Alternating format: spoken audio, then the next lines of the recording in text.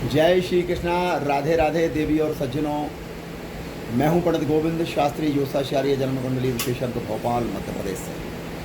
आज जिस विषय पे मैं ये वीडियो प्रसारित करने जा रहा हूं आप लोगों के कल्याणार्थ, आज के वर्तमान समय में कराल कलयुग में लोगों की समय की व्यस्तता और बदलते हुआ माहौल, बदलता हुआ परिवेश, बदलता हुआ देश, बदलता हुआ प्रदेश में अब भगवान सत्यनारायण की कथा विलुप्त होते जा रही है। पहले लोग हर पूर्णमासी को, संक्रांति को, महाशिवरात्रि को, विशेष पर्वों पर, अपने बच्चे के जन्म दिवस पर भगवान श्री सत्यनारायण की कथा करवाते थे। लेकिन आज ऐसा समय आ गया है कि अब लोग भूल चुके हैं कि भगवान सत्यनारायण भी कोई हैं।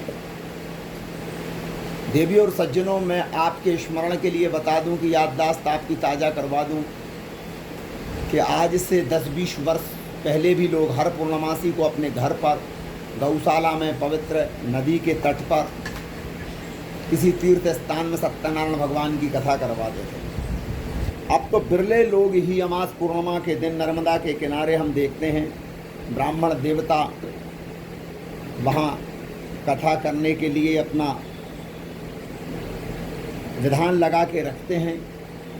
उसमें से भी बहुत ही कम लोग, बहुत ही कम, नाम मात्र के 1 या 2 लोग बड़ी मुश्किल से वहाँ कथा सुनते हैं। शॉर्टकट, पंडित जी जल्दी करो, समय नहीं। सत्यनारायण भगवान की कथा का शुभ प्रभाव मैं आज आपको बता दूं कि सत्यनारायण भगवान की कथा करवाने से दुख दरिद्रता दूर होती है। जो गरीब हैं वो अमीर हो जाते हैं, जो दुखी हैं वो सुखी हो जाते हैं, जो किराए के मकान में रहते हैं उनके मकान बन जाते हैं, जो बेरोजगार हैं उनको नौकरी मिलती है, जो निसंतान हैं उनको संतान की प्राप्ति होती है, जो रोगी हैं वो निरोगी हो जाते हैं।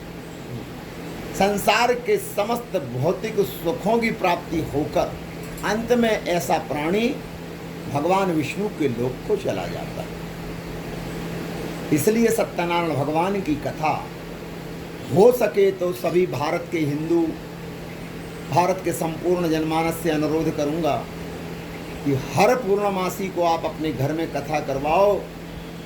सत्यनारायण भगवान की सब दुख दूर हो जाएंगे। घर में एक बार महीने में हवन होने से घर का वास्तु ठीक हो जाता है, वास्तु दोष दूर हो जाता है, पर्यावरण के लिए अच्छा है। घर में हवन होना सुख और शांति का प्रतीक है। ग्रह कलह दूर होते हैं, ग्रहों की पीड़ा दूर होती है। इसलिए हर महीने सत्यनारायण भगवान की कथा आप अपने आवास में करवाएं। और आज आपको मैं बता रहा हूं कि एक यजमान भोपाल में रहते हैं, उनके बारे में मैं बताऊं कि 20 वर्ष तक लगातार, शायद ऐसा कोई दिन नहीं गया, ऐसा कोई महीना नहीं गया, हर पूर्णमासी को वो मुझसे कथा करवाते थे। बहुत गरीब थे, गोविंदपुरा इंडस्ट्रियल एरिया में नौकरी करते थे। उनकी पत्नी कौशल्या जैसी, यशोदा जैसी स्वभाव की, भाव की, उन्होंने 20 वर्ष लगातार मुझसे सत्यनारायण भगवान की कथा करवाई।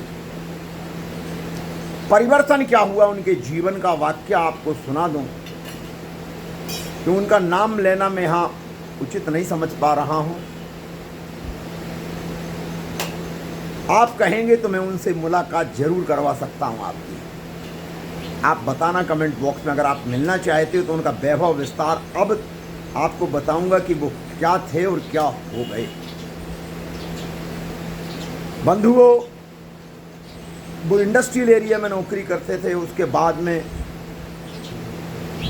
1-2 वर्ष के बाद भगवान सत्यनारायण की कृपा ऐसी हुई उनके ऊपर, उनका भक्ति भाव, ब्राह्मणों के प्रति उनका आदर सम्मान, ब्राह्मण भोजन, बंधु बांधव भोजन हर पूर्णमासी को करवाने लगे।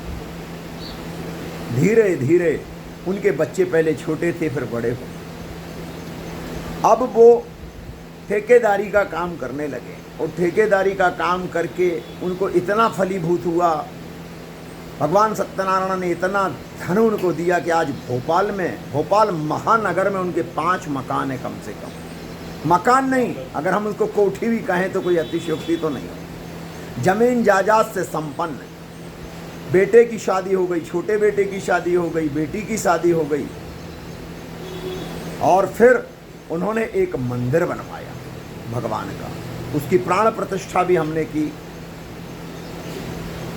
आज उनका वैभव विलास विस्तार मध्य प्रदेश, उत्तर प्रदेश, हरियाणा, चंडीगढ़, छत्तीसगढ़, राजस्थान, अनेक राज्यों में उनके व्यापार का विस्तार हो चुका है। अब उनके व्यापार में कम से कम 500 कर्मचारी नौकरी करते हैं। वो और उनकी पत्नी कौशल्या और दशरथ की तरह भगवान की भक्ति आज भी कर रहे हैं।